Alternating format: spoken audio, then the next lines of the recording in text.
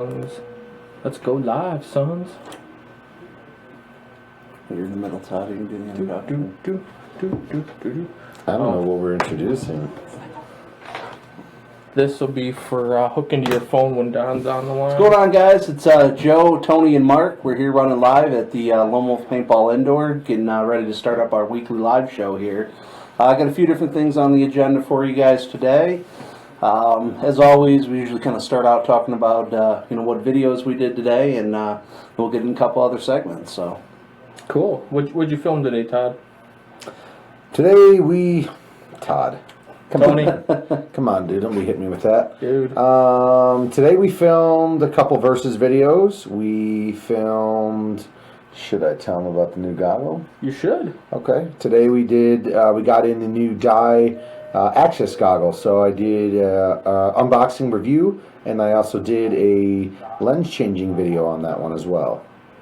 Yeah, so we'll get probably the lens changing video out first, followed with the overview right away, and the third mystery video with the mystery guest probably in a week or so.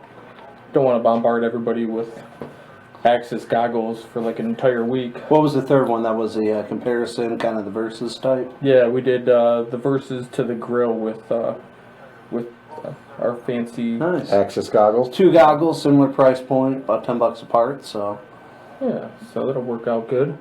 nice. And Yes, then- we did those. Yeah, we did also shot a versus. One of the other popular ones you guys kept asking for is the E-Tech 5 versus the LV 1.5. So Tony and I kind of did a comparison video with that one. Not as much of a versus, kind of trying to persuade one or the other, but all the major comparisons from that gun kind of went from stem to stern, started at the barrel and worked our way right across the gun and straight on down. So got any more videos like that you want to see, as always, guys, we listen. We definitely we definitely like to put out the type of videos that you want to see. Yeah, Mark might not listen, but I listen to you guys, so make sure you put them in the comments on our YouTube videos, anything you want to see, and we'll make sure to get it on the agenda. We got lots of stuff. We were going over the list earlier of videos that we filmed but haven't been released. And I know you can't see, but that's just Got a lot of videos. I think we added it up before we shot today. He had about 35 different videos that still need to be edited and uploaded. So got a lot of content to keep coming your way. As always, I'm sure you guys have noticed we're definitely on an increased schedule. We used to do 2 videos a week, maybe 3. We were 2 to 3 a weekend live stream if we were lucky. Yeah, 2 to 3 before. Now we're doing a minimum 4 edited videos a week, and then our weekly live show on Thursdays. So yeah, a lot of other cool things to come. But like I said, as always, any ideas you got, anything you want to see, let us know. So on the schedule today, as usual, we start off with a recap of what we filmed, a little bit about what's coming down the pipeline. At 5:15 or so, we're going to call Big Don. Big Don's a ref at a lot of our events. He also refs some of the NXL type stuff. We're going to talk to him a little bit about how he got into reffing, if he's got any tips for any of you guys that want to get into becoming a ref at any of these events. Then we're going to talk about our recent Blastcamp NXPL event that went really well. Chicago just came out, the Chicago layout for the NXL, so we're going to talk about that a little bit. That's an interesting looking layout, no doubt about it.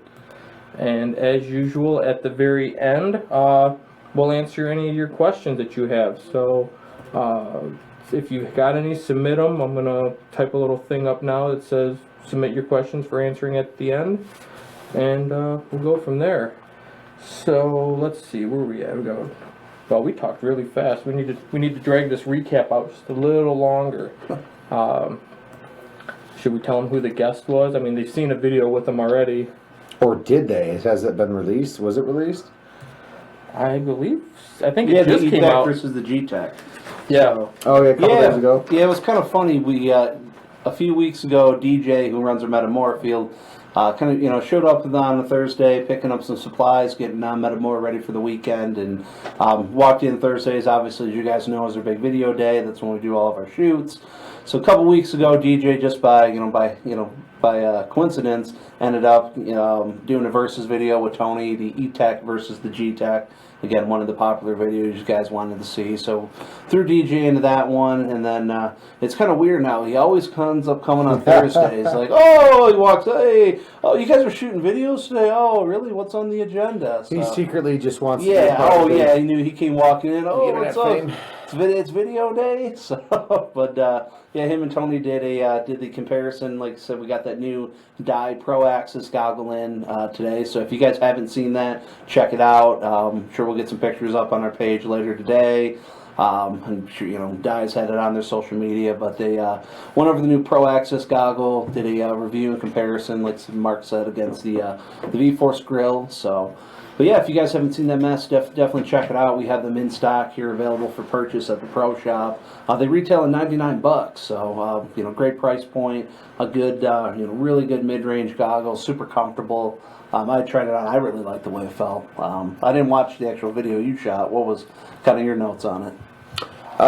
Real good goggle. I think they brought back I think they came out with a while back, like many years ago, like the i3 Pro. It really reminds me a lot of that, and like also like their Proto Switch goggle. Yeah, reminds me very similar to that as well. It looks like an i3, which everybody really liked the looks of the i3. Yep. A lot of guys were kind of geeked to see that, that kind of look come back, and it actually has the same lens as the Proto Switch goggles. Okay, so that's it's why kind I of like thought of that. it was like the old Proto Axis. I think it wouldn't even been called the Axis. I know they had a Switch was like even more of an entry level goggle, but really has changed the lenses. The strap just kind of switch right up on the side, pop out, and it's got that plate that comes right out. So yeah, overall it was it's a pretty cool goggle. They did come out in 4 colorways, so black, red, blue, and green. So yeah, Dye did a pretty good job with this one, I'd say.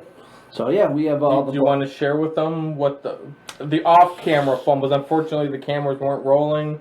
Brand new mask. Had a little bit of an issue trying to swap out the lens. Yeah. Little struggle, but you talking putting that nose piece back in? Yeah. Was that it? Well, it comes out with the frame and then the lens. So you've got the actual goggle, you've got the lens, and then an outer frame.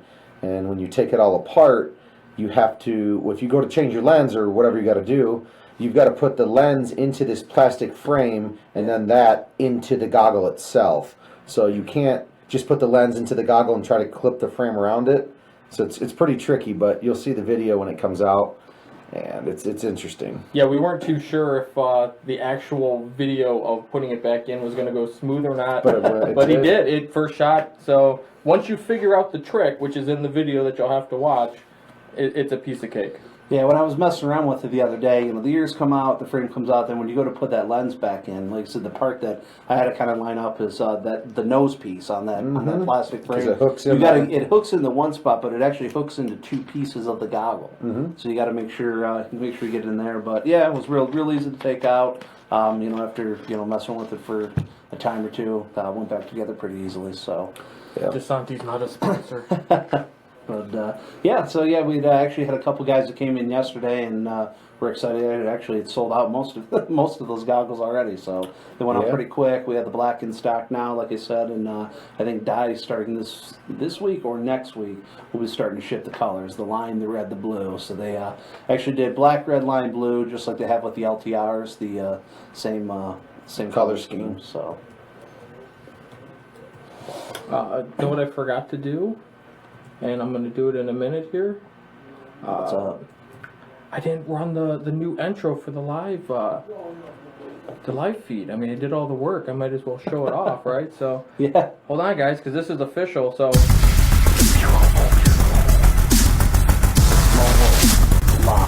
Oh, okay, I like that. And you see the new fresh little lower thirds? Oh, wait, what? This guy. Oh, wait. It's all this fancy stuff. Yeah, He's got 35 videos to run, but he's just got all the treats and goodies. So, yeah. These live feeds are brought to you by us. Patreon.com/LoneWolfPB. Become a sponsor. You can sponsor the live feed. You can just support what we're doing, get all kinds of cool perks and things. Check it out if you haven't already. Look at me, I'm getting good. Look at this, though. Look at this. It's 5:10, 5 minutes to go before we kind of move on to the next topic. And where was I going to go with this? I just had a great idea. I just dropped it. Rock, paper, scissors for 5 No. minutes? Oh. No, I just had something we should have talked about, but it's gone. I'll remember it at the end. All right. Is it the picture of you with Jake from Team? No, it's not that. No. No? It was something going to be way better than that. All right. If you want to see Yeah, that I picture, lost go it. check out the NXPL Facebook page. I don't have a Yeah. logo I hope there that's for not that. on there. Was it on there? It's part of the AA photography batch of Oh, photos. jeez. So it's mixed I in guess- there. I guess I got about 900 pictures to wade through to get that one out. But Exactly. if you do want to see it, if you look on Jake Williams from Team Insanity, look on his personal Facebook page. He Yeah. did he make that his new profile picture, or was that just I don't know. some picture he I shared? think it was his profile picture. Yeah, if you're in the mood to get creeped out, I will tell that is definitely the picture. All I say is he had the craziest look in his eye. Doesn't he always? Doesn't he always? Cool. We're getting some good questions coming in, so we'll be sure to hit some of those near the end of the live stream. I know we're going to try and get a hold of Don here for a second. Just give you guys a little sneak. I'll get rid of that again. There we go. So this is one of the photos from the recent Blastcamp event. And you can see all the NXPL refs got brand new jerseys this year, so that was pretty exciting. They were stoked. I think they turned out pretty well. Yeah, no complaints. So I had texted on the day after the event when those pictures came. I go, man, those jerseys made one ugly group of dudes look halfway decent. So yeah, shout out to Ruthless PB. He got those new NXPL ref jerseys designed up for the guys. So I know they definitely appreciated it. So gotta look good even when you're reffing. So And I don't know if Peter farted or why he's like He's so standing far away. Yeah, he just wants to feel like draw attention to himself. I don't know. that's what it was. But, pretty cool. And if you're not sure, Don is the third gentleman from the right.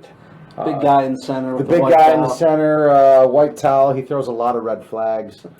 He'll catch you slipping out there if you're not careful. He was pretty nice this weekend. No, he's. So some days he give it, and some days he take it away. That's true. He likes his road trips. It was because he was away from Hi, home. Trevor. Hi, Trish. How's it going? And now you got to do it when you're on camera, so they know it's really you. I could have been saying hi. I think they know my voice. I would hope so. So do you want to see if we can get a hold of Don, or is he like dead nuts on that 5:15? Yeah, he said he would. He said he would call in. Actually, I'm not getting service in here all of a sudden, so might have to try calling him on Facebook Messenger. So That happens. we'll get him pulled up on here. So real quick, we'll go through. So like I said, we got some good questions coming in. Gordon wants to know about gear and stuff for new players. Gordon really new Farmer players. out there. Well, we can answer just a couple of these, knock them out of the way before we get Don on the phone. Yeah. Gordon Farmer, hi Hey, guys. Don. Could you do videos? Hey, you ready? Okay, well, I think Don's coming on the phone then. Sorry, Gordon, you're gonna have to hold off just a little bit. All right, longer. cool. Yeah, when you're ready, call me back on Facebook Messenger Oh. because we're having a little. My cell phone's getting bad reception. Wah, wah. All right, bye. All right, so we're going back to Gordon. Don's going to call back in a minute or two. Hi guys, could you do videos for really new players to paintball and cheap guns for first strike? So first strike, like the first strike rounds? Yes, or just, the first strike rounds. Just making sure. We don't, Gordon, we definitely do videos towards new players. We try to help out the new players as much as possible. Obviously get them into the game and get them enjoying the sport of paintball. Second off, the first strike stuff, we don't, here at Lone Wolf, we don't deal really big into the first strike stuff. There's players that we know that certainly use that stuff, but we sell a lot of just the standard 68 caliber paintball guns, anywhere from $60 guns up to $1,500 guns. So I think first strike is still kind of like an insurance thing. Yeah, we're working to get kind of get the kinks figured out. Yeah, definitely don't offer for open play. I am working with the MagFed guys though, Sage and the Michigan MagFed group. Probably be hosting a first strike only game in December actually at the outdoor field. So we got to finish ironing out the details with him, but yeah, we should be doing a pistol MagFed game coming up pretty shortly here. So are the first strike guns completely different, or is it like an insert you stick into your pre-existing barrel of what you have? No, so like I mean, you have a lot of of the guns can shoot normal paintballs as well. Yeah, they can switch over. They can either shoot first strike or they can shoot. The first strike is automatically mag fed, correct? They come out of a magazine. Yeah. Yeah, for the most part. Okay. Yeah. So then what's a good cheap mag fed gun that would probably do both regular and first strike rounds? The Tippmann TMC. See, yeah, the TMC is not first strike compatible. For a mag fed only gun, the Tippmann TMC for a great price point, definitely can't go wrong with that. It's not first strike compatible. I know they had said when they came out with the TMC that they would be working on a first strike compatible version. So that is something that should be coming soon. Other than that, I mean, I know like the Tiberius guns and The Rat 4 guns, I think. a lot of those are real Yeah. popular. So.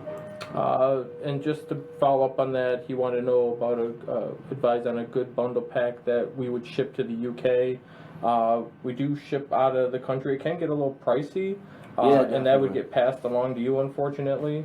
If you're interested and you want to talk more, it's probably easier if you just kind of email the store with what you're kind of needing in a bundle. Are you looking for mask and gun and like how much of the package are you looking for?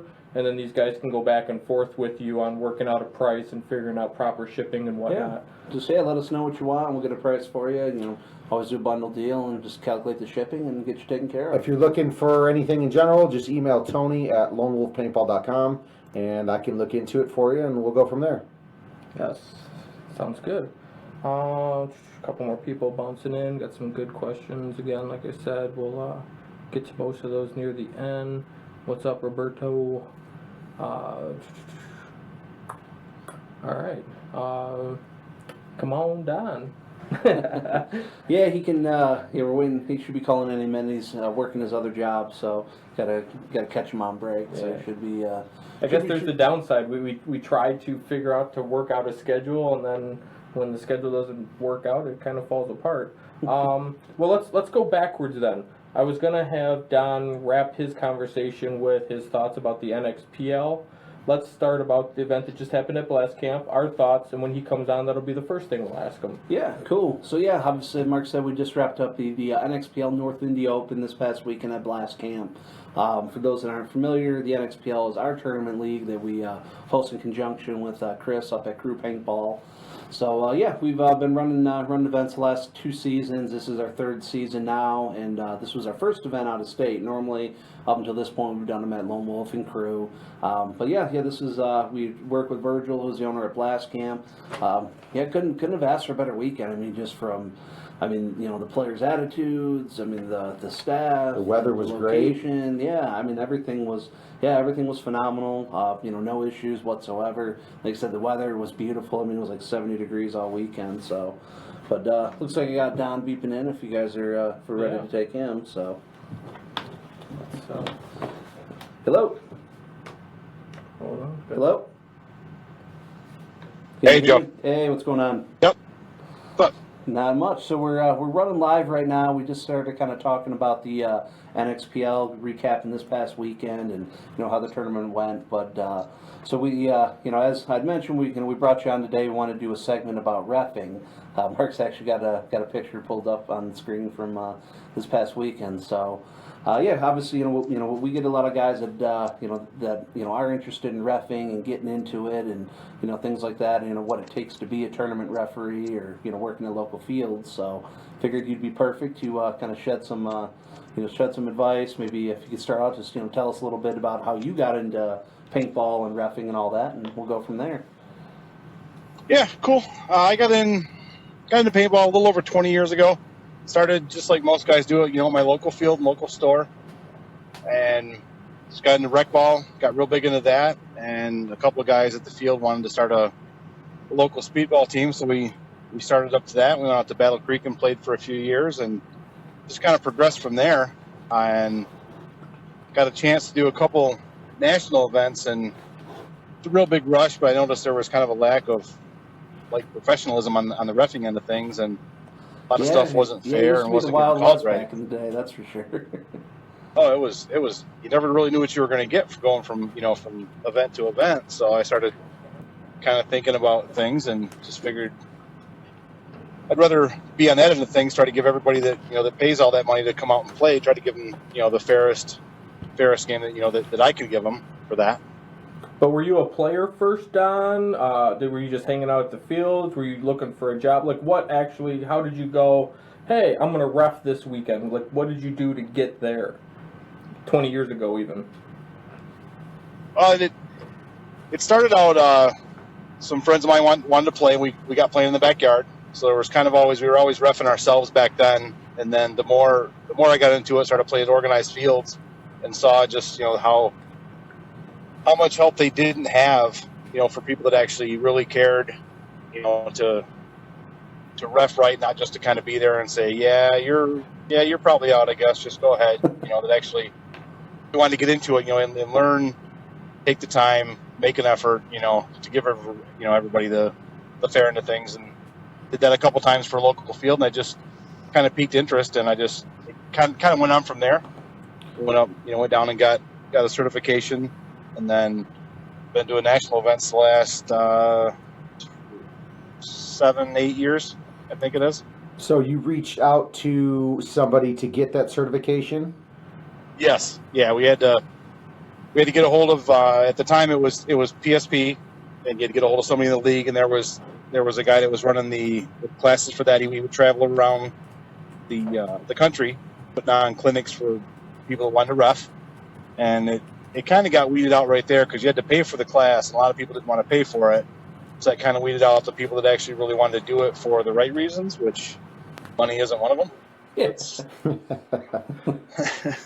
Yeah. there's some long days, anybody that plays paintball or has been to an event, you realize that it's 10, 12 hours long. Well, your refs are standing out in the sun for that entire time, not just like the players that are out there for 5-10 minutes at a time, and then they get to come back off and have a seat in the shade and cool off. So you ref our local events. You've traveled with us now with the NXPL. We've seen you ref at the NXL and some of the other larger tournament scenes. What advice would you give to one of these young kids coming up, 15, 16, 17, that are like, I want to be a ref at the NXPL, the NXL? Like, what would you say their starting point should be? Find a local field around you that has local events, local tournament events, like actual tournament events, not just, not necessarily woods ball, which, there's reffing in that, but if you're looking to do like NXL or NXPL, like you were saying, you're going to want to find a field that does actual speedball events, and, talk to the owner there, and just kind of see if that's going to be for you. Just do one or two for them and see if that's for you. You kind of stand there and you get shot a bit, and it's long days and it's not real good pay. So you kind of got to do it for the love of the game, as corny as that sounds. But you kind of that's really got to be your motivation. Do you enjoy traveling all over the U.S. for the NXL, or do you not do that so much anymore? Oh, for sure. I don't do too much out west, mainly because of the expense of getting out there. If it was cheaper to get out there, I would for sure. The traveling I do for NXPL, MSXL, UWL, and a couple of the other leagues that I've done for, it's great. It's long days, but you get to travel to some pretty cool places. Yeah, no, that's for sure. So you can't beat it. Traveling the country a little bit, seeing different cities and towns, and hanging out with your friends and all that. So I know a lot of you guys that ref together and that end up obviously becoming really good friends and ref a lot of the same events and things like that. So as much as the playing side is the brotherhood and camaraderie and all that, you certainly see it with the reffing crew too. So a lot of you guys end up becoming real tight, I'm sure. Oh, for sure. It ends up being another extension of your paintball family, which once people start playing, they realize they have a paintball family. It's the same on our end.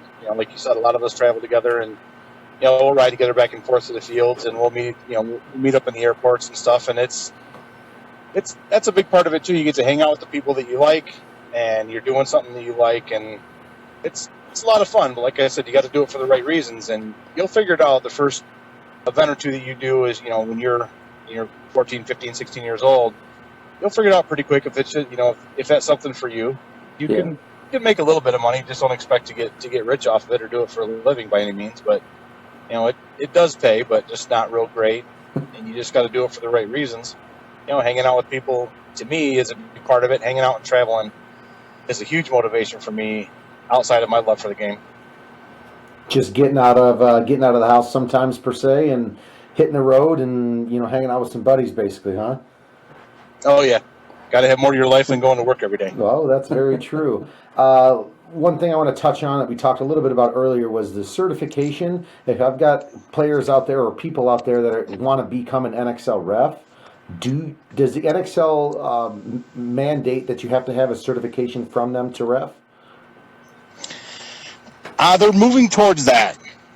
They offer certifications usually the weekend or two prior to every major event, and it's usually out in the same area that the events are going to be in. They have allowed refs to ref without certifications, but it's on a real, I don't know, not hit and miss, but it's not a real accepted practice, I guess. They want to know that you actually have a good understanding of what's going on before they stick you on a field, with players that have paid quite a bit of money to come out and play and expect a fair game. Yeah, no, it's definitely when you get those national tournaments, they're not cheap. So everybody expects to kind of get what they pay for. So. Yep. So I'm curious, being a ref, you've seen thousands of games. You've been right on the field. Can you name one particular instance that stood out to you that you're just like, wow, I can't believe I just saw that? And whether it was a call you had to make that was tied to it, or just an amazing play, or something really bizarre, like anything stand out in your head? Actually, honestly, yeah. Over the this past weekend down in Indy, when I knew that's where he was going to go. they had a guy sitting. He was, it was a newer team. He wasn't real sure of himself. He was just kind of hiding out, and he shot 3 players without much effort at all. Yes, he did do that. It was. I mean, after as long as I've been playing that honestly will probably stick out forever. I mean, that was an amazing moment, I would have to say, honestly. Well, hopefully made his weekend. So. Oh, definitely. I mean, he shot 3 players that were a lot better caliber than he was. That's for sure. And hung the flag. Yeah, yep, and hung the flag. Yep. Yes, he did. So we were touching on just how the event went this last weekend. Anyway, what was your thoughts about the experience at Blastcamp? Good, bad, indifferent? Oh, it was great. It was a lot better field than I was expecting. Usually, when you go to a scenario field, that's what it's set up for, is scenario, and our end of the game is the complete other end of that. And usually, those two don't mix well together at all. But they had a great setup in the back for us. We didn't impede their scenario play at all. The staff was great, knowledgeable, friendly. Virgil was always willing to help anything he could do. He didn't seem to have a problem with it. I thought it ran great. The team seemed to be good. Didn't seem to have many issues at all. Nothing that you wouldn't expect out of a normal event. How about your fellow refs? Did everybody pull their own weight? Oh yeah. All the guys that we have at NXPL and pretty much all the series that I do, they know what they're doing. They've all done it before. They know what's expected. Every ultimate has his own little things. And I just let my guys know what we're looking to happen and to have done at the NXPL, and nobody ever seems to have an issue with it. They just get done what we need to get done, and it's all good in the end, in my opinion. I haven't really had any bad events for NXPL. Awesome.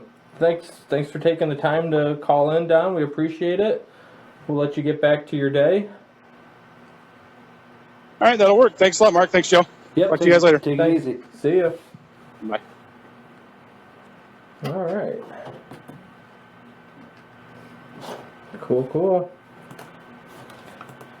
And it's back to us. So, is there anything else just kind of wrapping up the event and Yeah. all that. What else do we want to talk about the NXPL? Yeah, before we move on? in general. I mean, this the event this past weekend, went over really well. As always, saw a lot of good games. Coming into the home stretch now of the season, we got the NXPL Championship coming up at Lone Wolf Paintball Mt Clemens, October 7th and 8th. So that'll be the final event of the year. We posted on the NXPL page, got some updated prizes. We're doing all cash prizes for all the divisions. Cash money. Everybody likes cash. Money talks. So, it's the final event of the season, so we're doing all cash. That way everybody's prizes, everybody's even at the end of the season. So, and then the winners will go to World Cup. The X-Ball division, they've already locked down, one of the teams already locked down the series prize on that. But the 5-man's still wide open. In Division 4, there's at least 4 different teams that could, if they win the event and another team places at a certain level, they can end up winning. So there's at least 4 guys in D4 that are right there neck and neck that are going to be competing for that series prize. Free trip to World Cup, free entry and 10 cases of paint for the 5-man teams, and free entry and 20 cases of paint for the X-Ball teams. So, going to be a lot at stake. So aside from the cash prizes that each team will win for actually placing first, second, third in the event,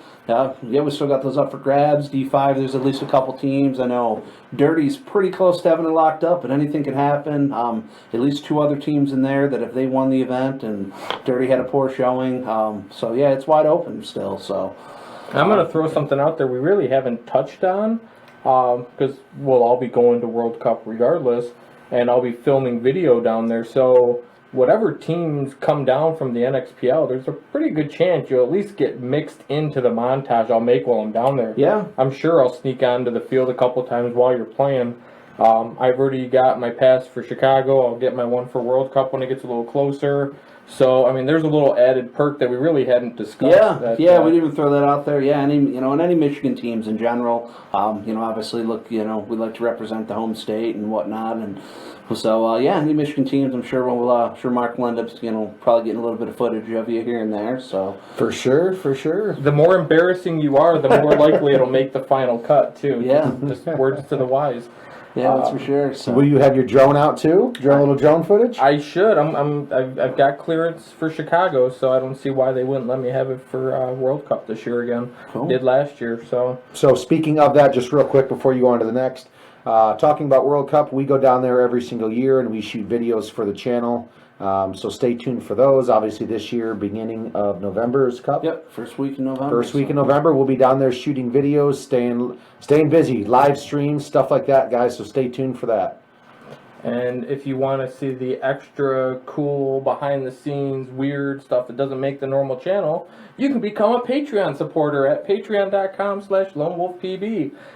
We've got options from as low as $1 a month to $100 a month, and all the perks and benefits are spelled right out there. That helps us do these live streams, helps us travel, helps us, try to be the best video producers and help promote the sport as much as humanly possible. Yeah. And some of the little goodies that you can get, some of the lower end ones. English is my first language. Get your name up on the website. We've got a little supporter board here in the pro shop. It's not little. It's a big board. It's a big board. I also expected a lot of supporters, so we got room for you. Keep them coming. But we'll have limited edition T-shirts, signs, meet and greets. Meet and greet with Mark. Hi. He'll buy you a coffee and tell you all about his life problems. Yes, he will. I will not talk about a single problem. So. But Cool. What's next up? So obviously we've mentioned Chicago here a couple times. Is that so let's talk about that crazy new field layout. I'm going to turn a little bit so you guys can kind of see. So we got Chicago Open's coming up. I'm sure a lot of you guys have seen. So they brought the diamond back. I was excited. They never disappoint. They in 2008 they did a pretty cool diamond. That was back when we were playing X-Ball with Grind, and then I believe it was like a 2011 or 2012 they did something pretty similar. So it's been a few years. It seems like Chicago is always the event that they kind of throw. I remember in 2014 they turned the A on its side. They turned the A sideways. Yeah. Remember, instead of having it across the kind of how the wall is, they turned it sideways. So it seems like Chicago is the event where we always get. They always throw some curveballs, whether it's with the snake or the centerpiece or whatnot. So, Yeah, so when I first saw it, I was excited to see it personally. I mean, I like to see how those kind of crazier layouts play out. We did something pretty cool last year with the NXPL with a real non-traditional snake, and yeah, the field played great. Everyone liked Was it. that zipper one? Yeah, it was kind of the staggered zipper and whatnot, but. Yeah, so I'm personally looking forward to seeing how this plays out. What about yourself? The layout is on the screen for you guys that I don't know if you're just listening or listening and watching. Do you have a preference which one I show? Keep going to the next one. I like that one probably the best. Okay. Let us know right in the comments how do you guys feel about this layout. Check over there on the right side of the screen. Obviously, like Joe said, snake side. It's a true diamond. How do you guys feel about that? See, like I remember when we did the bunker calls for it, we called them bases, first, second, third, That and would home. totally make So it was sense. kind of, instead of S1, S2, S3, we had changed it up, and that's kind of what we did for the calls on it. So it'll be interesting to see what what people are calling in and everything like that. Kind of like when I was looking at the layout, like I mean, personally, I can foresee it. It may end up being a little bit more defensive game. Like if you look, I mean, it's pretty pocket heavy. You got cans and towers and all that stuff kind of set up right in there in that back center pocket area. And then, from there, once you get in that snake from the kind of your traditional S1, you got a big move to get up in that diamond. So be interesting to see how everybody plays this. Yeah, I can't wait to actually get out there once and at least play the layout because it's going to be interesting. Like you said, it's a lot of bigger bunkers in the back, pocket heavy layout, and we're just going to see how that snake side plays.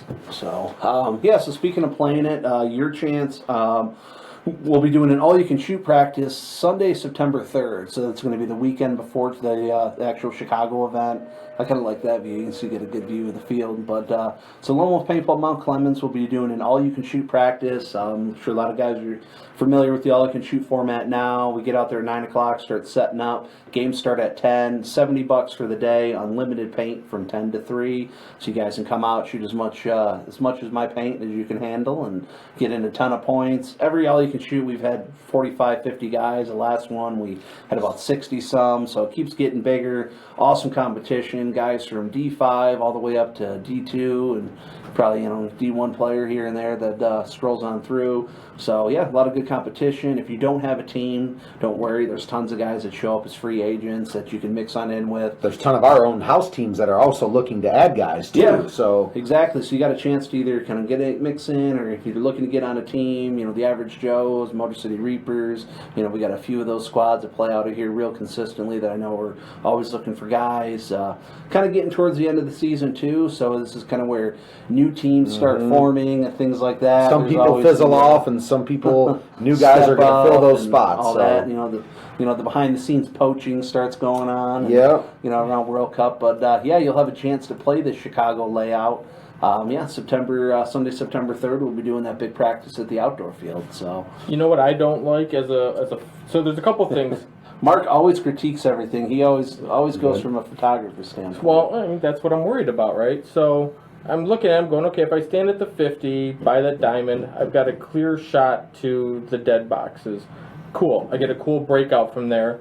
And then I was thinking, crap, there's too many bunkers. Nobody's gonna do like any long, full bore. There's too much to I'm just gotta go a little bit. So I don't know how many big bursts I'm gonna get out at. We'll see. Yeah, right? it's gonna be interesting, but yeah, it's just you can sit there, it's like you think, I might play slow, might play fast, and you get out there and just you never know. Everybody kind of talks about it and theorizes. I'm gonna get my GI Joes out and be like, he's going. He does have a lot of GI Joes. So, but and then like Mark had mentioned, we will be out in Chicago. So if you want to see us, Tony and I are playing on the 10-man on Sunday with some other buddies from around here and guys we played with over the years. So we'll be out there playing the 10-man in Chicago on Sunday. We'll be getting into town Friday morning. We'll be doing some video footage of Chicago and stuff per normal. So yeah, definitely shooting some videos. I'm sure some live streams. I know Mark will be on the field getting some game footage and everything like that. Looks like hopefully we'll end up on the pro field too. So Hopefully. yes, and should have some real cool footage from that as well. So if you guys are going to be in Chicago, make sure you follow us on social media. Like Mark said, if you're a Patreon subscriber, we'll post up, kind of where we're hanging out on Friday night, what we're doing and things like that. So if you guys want to come out and see us in Chicago, we'd look forward to it. Cool. Where are we at time-wise? Do you want to touch base on who's playing with us in the 10-man, or?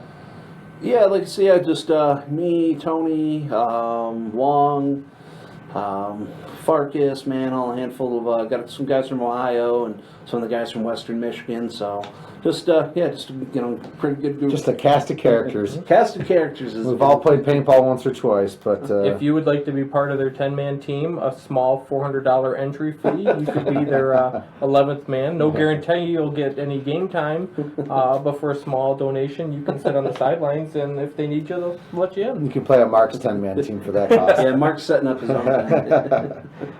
So cool. Cool. Well, I guess we're into question time. So I'm gonna back up just a little bit and see what we had here. We already talked to Mr. Gordon.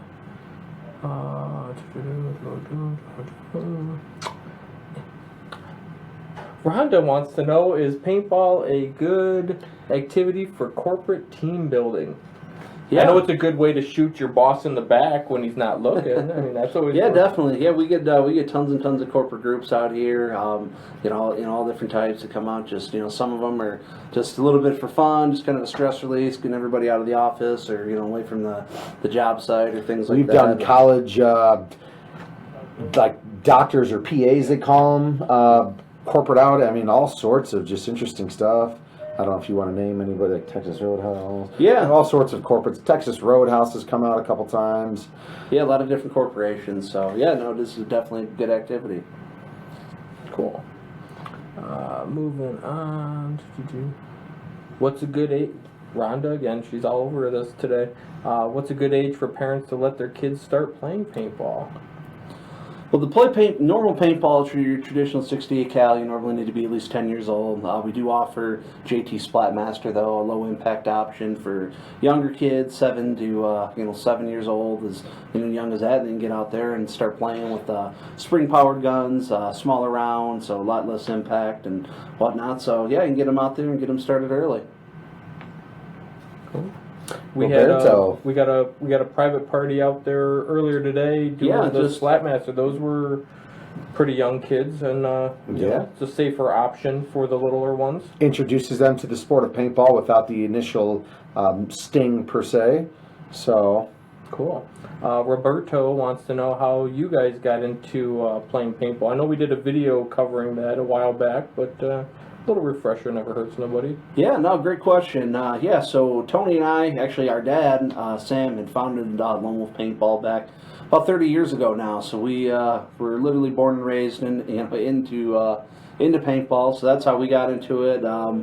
His story started out just, him and his buddies were kind of, into the military type of stuff and things like that. And, paintball came out and, it was obviously super low key back then, and so they kind of got into it as a kind of a military type training thing, and it just evolved to him and his buddies really liking the game, and paintball stuff was super expensive, so he had decided he was going to start his own paintball field, have a place for him and his friends to play, and got a dealer account and start getting stuff a little bit cheaper. And so yeah, Lone Wolf started as a hobby, and for him, and grew into what it is today. And we took over the business from him about 7-8 years ago now, and whatnot, and the rest is history. But just kind of just got thrown into this crazy life and wouldn't change it for the world. So cool. Tony, did you get it any different way? No, I'm kidding. no, that's where I'm at. Basically, it's where I'm at. It is what it is.